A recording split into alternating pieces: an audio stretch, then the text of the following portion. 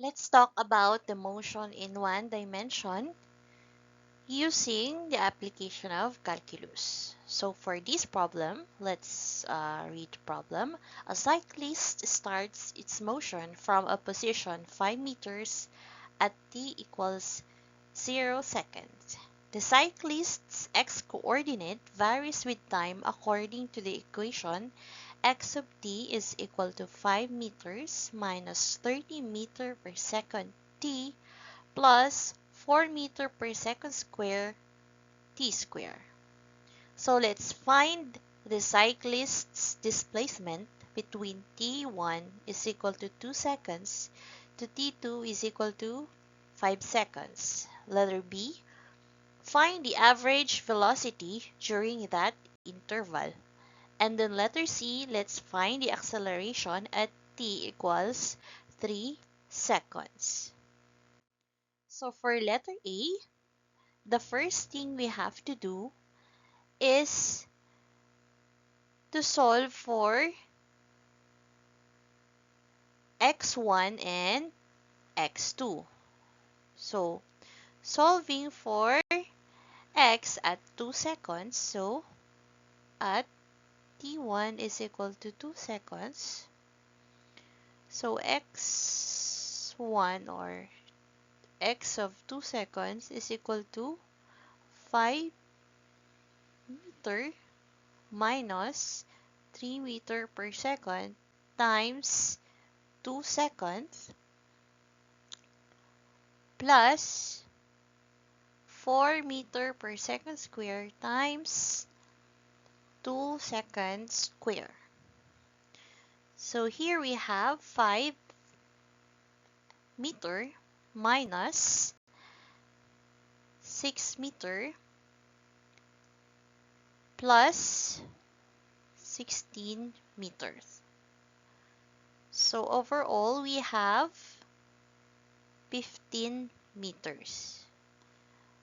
So the displacement or the x1, we have 15 meters. So at t2 is equal to 5 seconds. So let's solve for x2, which is 5 seconds. So we have 5 meters minus 3 meter per second times 5 seconds plus 4 meter per second square times 5 seconds square.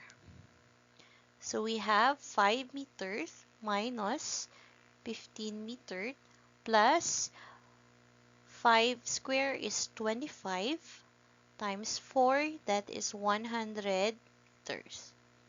So x2 is 110 meters. So the question is, what is the displacement between T1 and T2? So the displacement should be x2 minus x1, which is 110 meters minus 15 meters. The displacement is 95 meters. Okay. So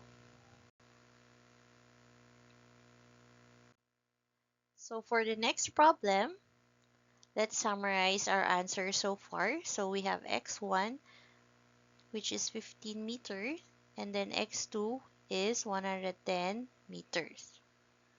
So the question is, find the average velocity during that interval. Okay, so we all know that in solving the velocity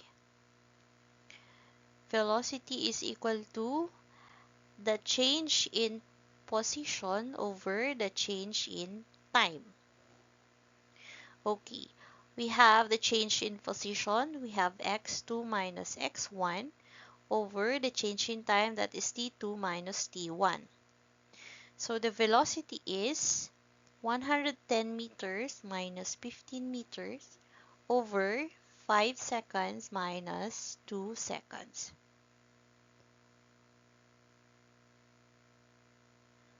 So we have 95 meters over 3 seconds. Our velocity is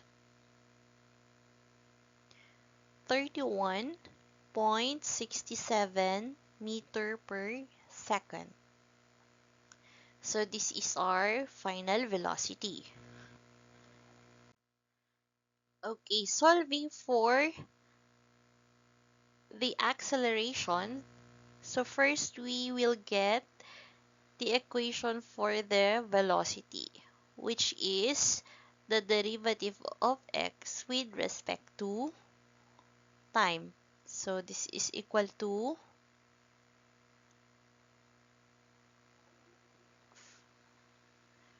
okay, 30 meter per second t plus 4 meter per second square t square.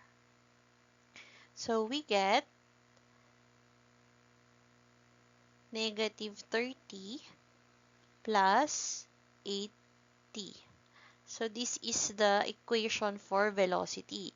So in getting the equation for the acceleration, we get the derivative of the velocity with respect to time.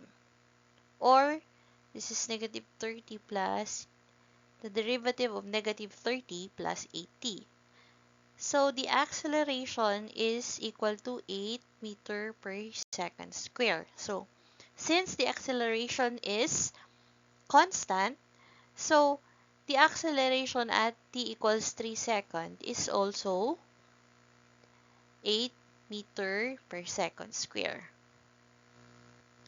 So this means that the acceleration at any time is 8 meter per second square.